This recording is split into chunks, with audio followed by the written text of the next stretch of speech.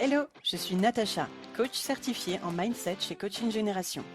Après des années en tant que cadre manager en industrie, je suis devenue coach consultante et formatrice et j'aide les entrepreneurs à faire progresser leur posture managériale et à se créer un écosystème vertueux. Si vous êtes à la recherche de techniques modernes, d'outils et d'astuces en management, leadership et d'une bonne dose d'énergie, vous êtes au bon endroit.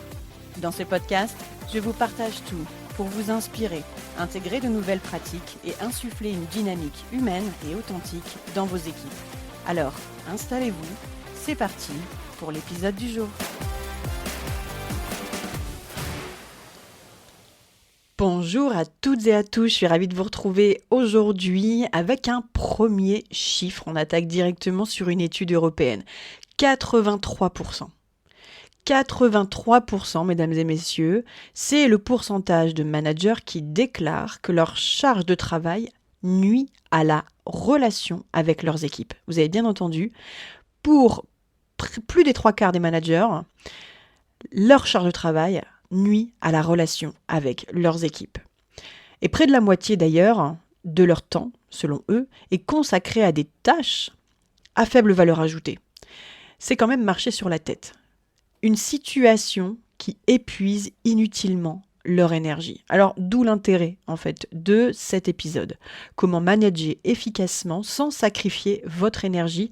Ouais, c'est tout l'enjeu de cet épisode. Vous l'avez entendu, que ce soit des managers, des dirigeants, des entrepreneurs, ben voilà, ils tiennent le coup, ok, mais en fait au prix de leur propre énergie personnelle. Et ça, c'est vraiment ce pourquoi je me lève tous les matins. Je milite pour ça, pour préserver votre énergie au quotidien. Non, on n'est pas obligé de souffrir au quotidien. Et non, on n'est pas obligé de tous arriver au burn-out, à la fatigue chronique, etc., à la surcharge mentale. Non, non et non. Donc, il y a d'autres méthodes, il y a d'autres moyens. L'objectif ici, c'est de s'en parler. Cette fatigue chronique, cette surcharge mentale, l'impression de courir après le temps, ce n'est pas un problème en soi, c'est souvent un problème c'est pas un problème en soi au sens des compétences, c'est souvent un problème d'angle de vue. Et du coup, un déséquilibre de posture, on va s'en parler. En 2026, c'est un vrai enjeu, le leadership. C'est pas d'en faire plus, mais de durer dans le temps sans s'épuiser et donc de faire différemment. Il ne s'agit jamais d'en rajouter, mais de souvent, dans 90% des cas, de faire différemment. Du coup, ce que vous allez découvrir dans cet épisode, c'est pourquoi efficacité managériale et préservation de l'énergie vont de pair, vont ensemble main dans la main, quels comportements managériaux consomment inutilement votre énergie, et puis comment ajuster votre posture pour manager avec efficacité, plus d'impact et moins d'usure, Ce qui veut dire qu'à la fin, vous allez repartir avec potentiellement une lecture claire de vos fuites d'énergie, des leviers concrets pour retrouver de la marge, en fait, quelque part, et puis des repères pour manager avec plus de justesse, de sérénité et surtout de constance. On démarre tout de suite avec le premier point qui concerne cet épisode, qui est de comprendre où part votre énergie, en fait, dans vos fonctions actuellement. Pour ça, une nouvelle statistique, qu'à 70% de l'engagement collectif dépend du management. Ça, on l'avait déjà vu dans des précédents épisodes. Mais par contre, il y a un amalgame qui est fait. L'énergie managériale, elle se perd rarement à cause du volume de travail. Et en fait, c'est pareil pour les salariés. Donc c'est pour ça que je fais le lien entre cette stat qu'on avait déjà évoquée et puis notre cas actuel. L'énergie, elle se perd rarement à cause du volume de travail. Alors vous allez me dire, si Natacha, en fait, la charge de travail, elle fait qu'on est fatigué, elle fait que quand j'ai trop de choses à faire, je suis fatigué. Ouais. Sauf que ça, c'est pas de la fatigue psychologique ou émotionnelle. C'est de la fatigue potentiellement physique. Quand j'en ai beaucoup à faire d'un seul coup, vous prenez le cas par exemple de la restauration. Tous les jours, ils ont un coup de rush le midi, le soir. Tous les jours, pendant 1 heure, 1h30, 2 heures, tout le monde c'est branle-bas de combat dans les cuisines, etc., au niveau des services. Et pour autant, le taux de burn-out n'est pas plus excessif dans la restauration qu'ailleurs. Vous voyez ce que je veux dire ? Donc en fait, ici, c'est pareil. L'amalgame, c'est de croire qu'à un moment donné, ma charge de travail fait que je vais m'épuiser. Non. Votre énergie, elle se consomme surtout à cause de 3 éléments. Le premier, c'est un espèce de flou. Un flou sur les objectifs, le sens, les rôles de chacun, les décisions prises. Et quand c'est pas clair, je suis obligée de mettre les bouchées doubles dans ma tête, dans mon cerveau pour comprendre, réfléchir, voilà. Mettre de l'énergie là où je ne suis pas censée en mettre, puisque l'intérêt là, c'est de se dire quoi? C'est de se donner des objectifs clairs, de partager en réunion dès le départ des projets, des choses qui sont limpides. Bah, vous savez comme moi que non, hein, c'est pas forcément quelque chose qui est évident que de faire ça et qui est légion dans nos organisations. Donc le flou, c'est l'une des premières causes en fait de consommation de votre énergie. Ensuite, il y a la surcharge, mais pas mentale, mais émotionnelle. Une surcharge mentale, elle se gère. On est tous capables d'avoir des moments de rush. Mais ce que je dis toujours, c'est que d'une surcharge mentale, qui n'est pas un problème en soi, là où ça pose problème, c'est ma façon de réagir et de la vivre en fait, cette charge mentale. Ce qui veut dire qu'on parle bien de surcharge en fait émotionnelle.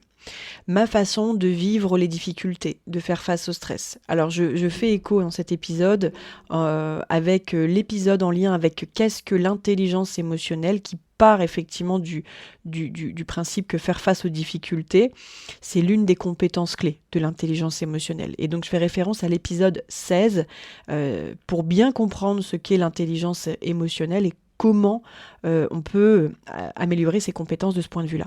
Donc on parle bien de ça. La surcharge émotionnelle, ma façon de vivre les choses, c'est ça qui me pollue en fait. Et puis le troisième cas, c'est le surinvestissement. Vous allez me dire, voilà Natacha, la charge mentale. Non, non, non. Le surinvestissement, je parle bien du surinvestissement relationnel.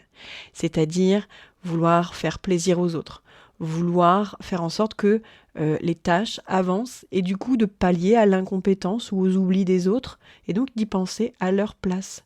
Donc le surinvestissement émotionnel, c'est le fait de pallier et du coup de déresponsabiliser d'une certaine manière chaque personne qui pourrait faire défaut en tant que maillon dans une chaîne donnée, pour pouvoir faire en sorte de parvenir au résultat ou faire en sorte que les choses avancent.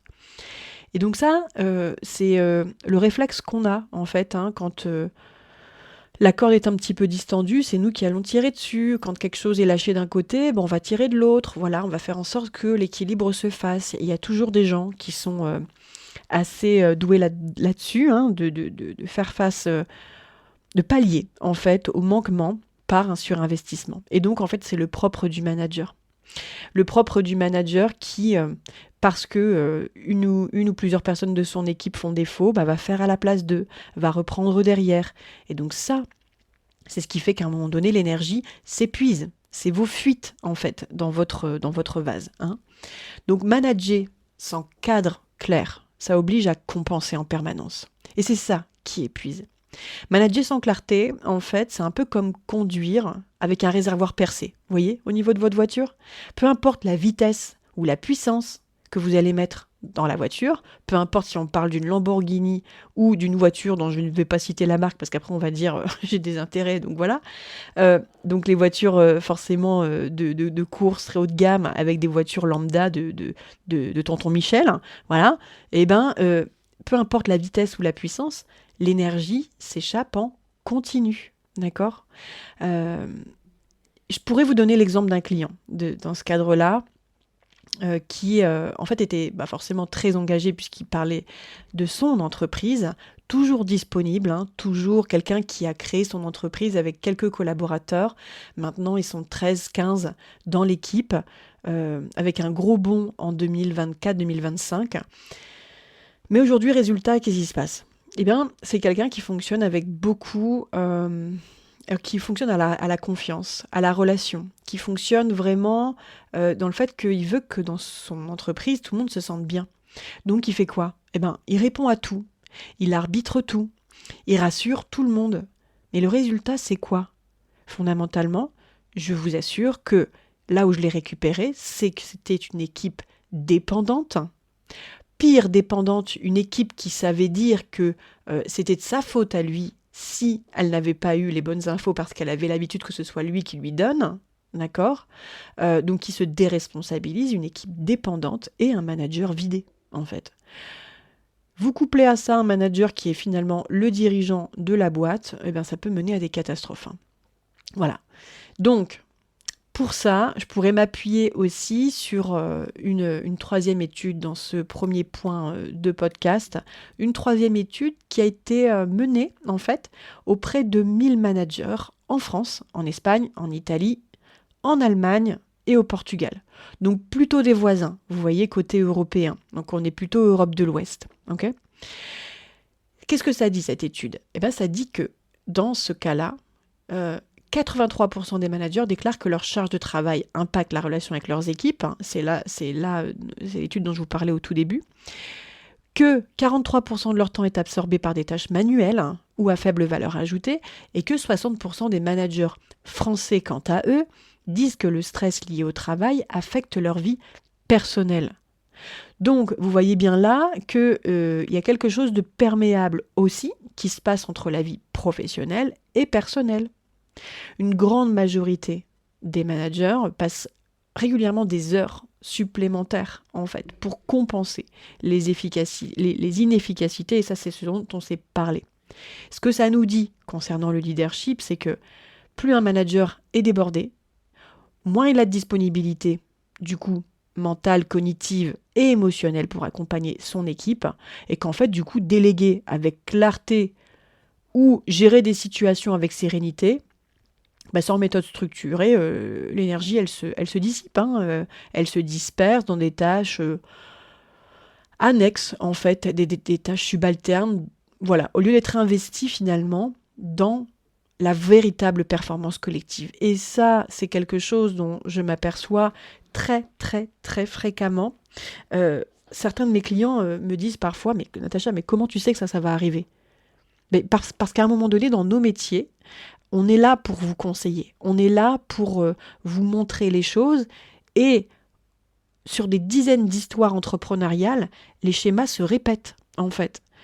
Donc, on n'est pas en train de dire que ça va arriver, mais la probabilité pour que ça se passe, elle est énorme. Et je peux vous assurer que dans 99% des cas, ça arrive. Donc, vous n'êtes pas obligé de me croire à ce stade. Vous n'êtes pas obligé de dire oui, tu as raison, etc. Et c'est même pas mon intention, en fait, quand vous me donniez raison là. Mais je suis pas là pour avoir raison.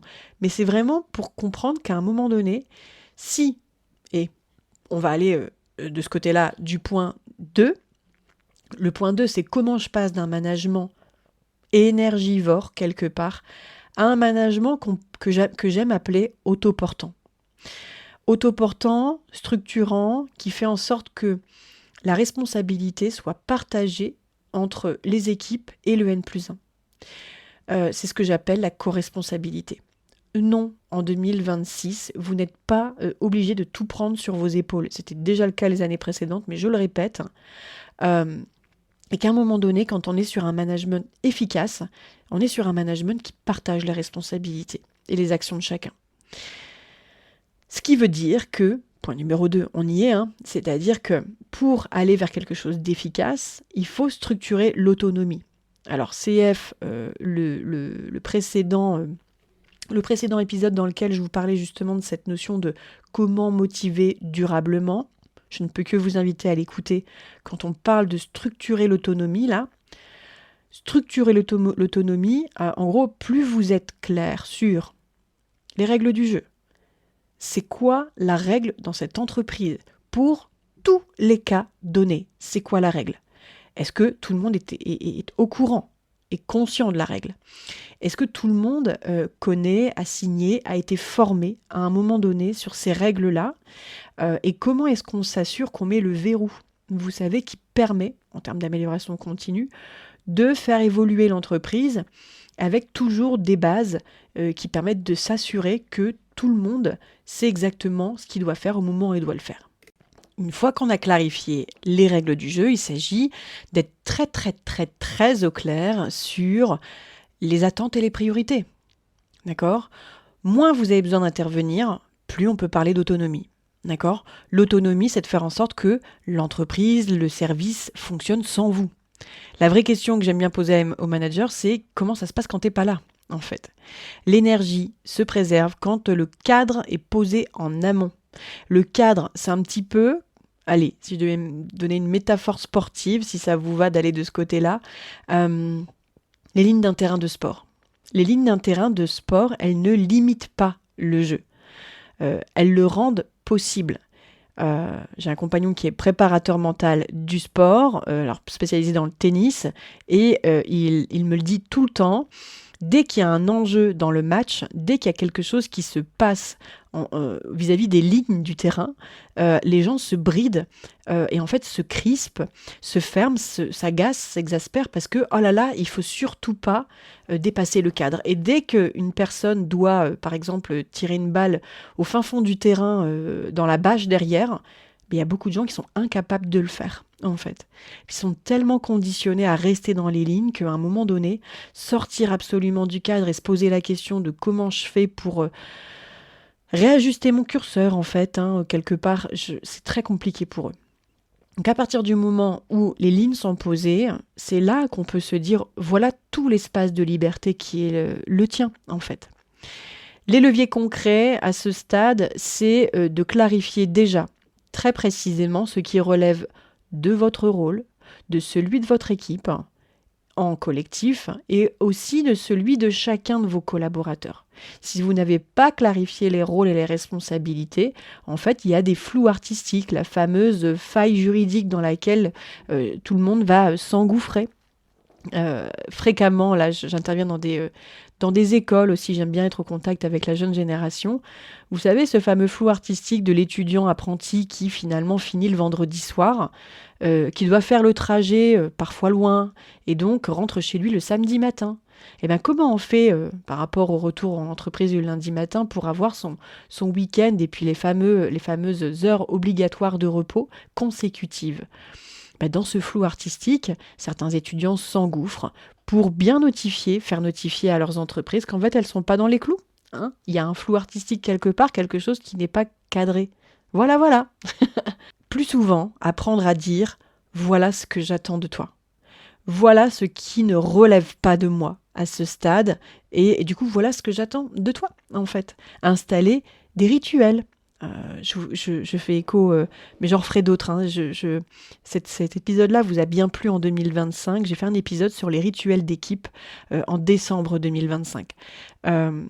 Installer des rituels plutôt que de gérer en réaction permanente. D'accord ? C'est vraiment un truc là-dessus.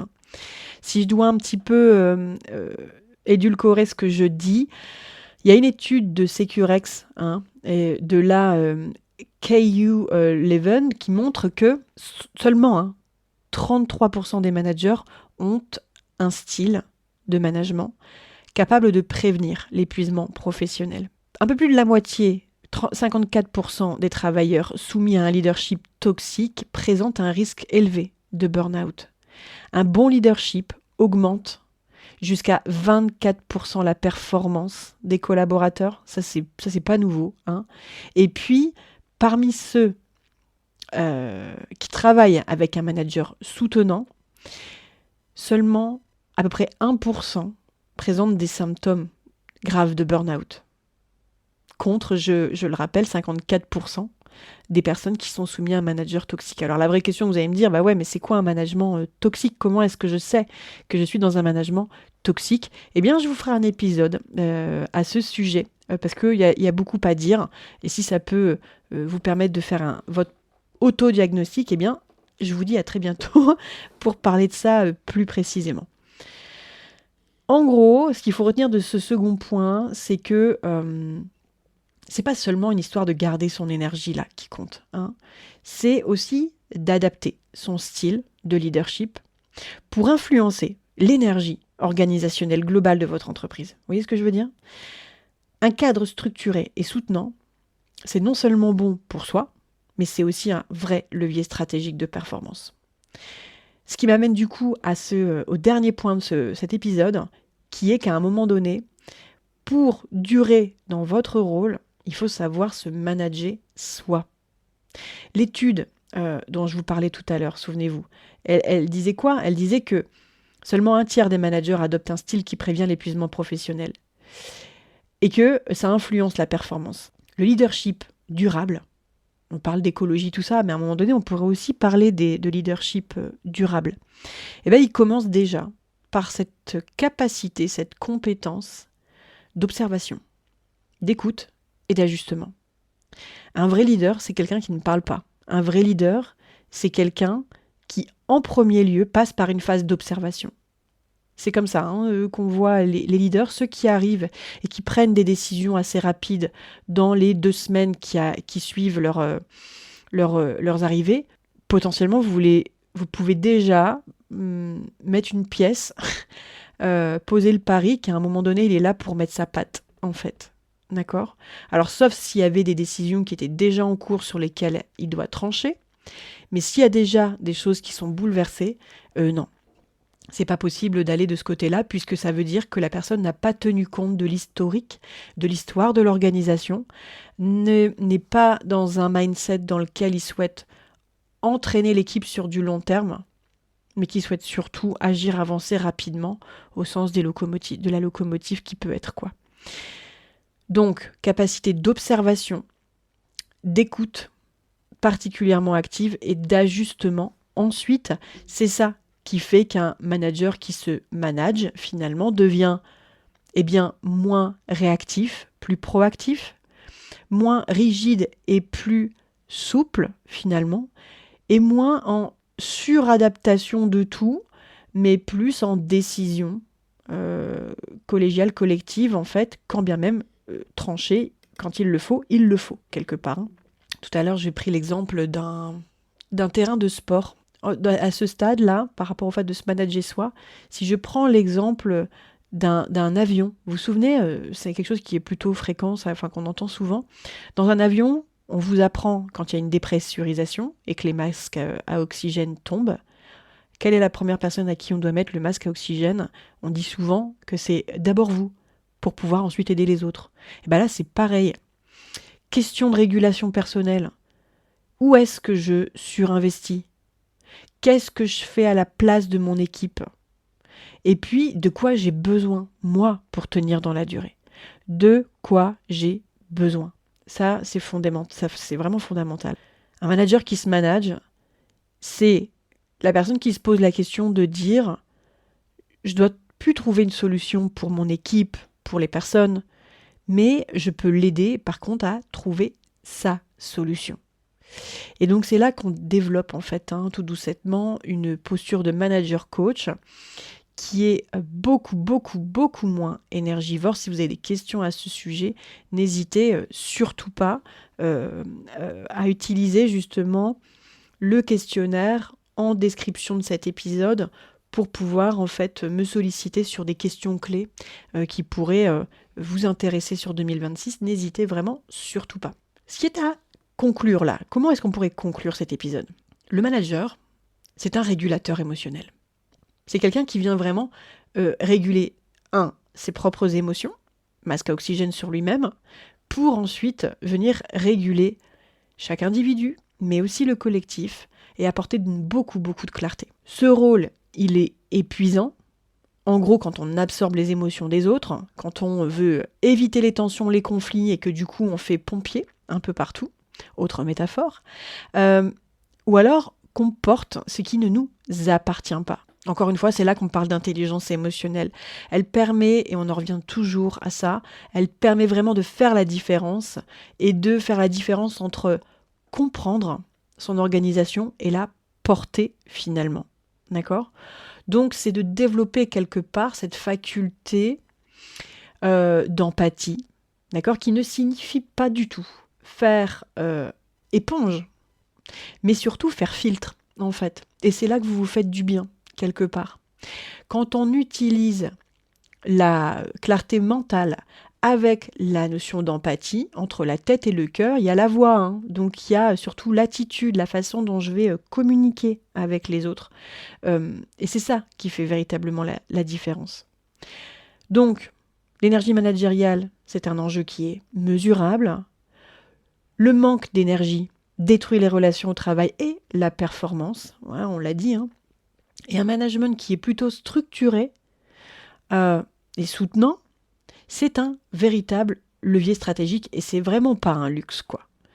Donc, je vous inviterai par rapport à ça cette semaine, un petit défi pour vous, à vraiment vous mettre en retrait, à observer les personnes qui viennent vous voir, alors qu'elles auraient peut-être eu la réponse seules. Prenez le temps cette semaine d'investiguer chaque jour. Voilà, si on est lundi par exemple, à la sortie de cet épisode, attendez vendredi, regardez un petit peu toutes les personnes qui sont venues vous voir. Est-ce que c'était une vraie question ou est-ce que c'était une question qui vous permettrait aux collaborateurs de se rassurer? Voilà. Pourquoi est-ce qu'on est venu vous solliciter? Sur quoi est-ce qu'on est venu vous solliciter? Et comment vous pourriez retravailler vos process de manière à ce que l'équipe soit auto-portante dans son propre mode de fonctionnement. Voilà. Je vous remercie en tout cas d'avoir écouté cet épisode jusqu'au bout. N'oubliez pas de laisser encore une fois un avis, un commentaire à l'issue de ce podcast. Ça aide beaucoup encore une fois à le faire connaître, à le développer.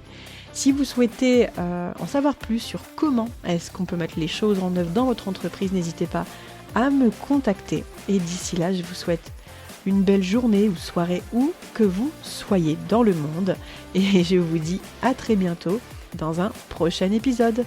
Bye bye!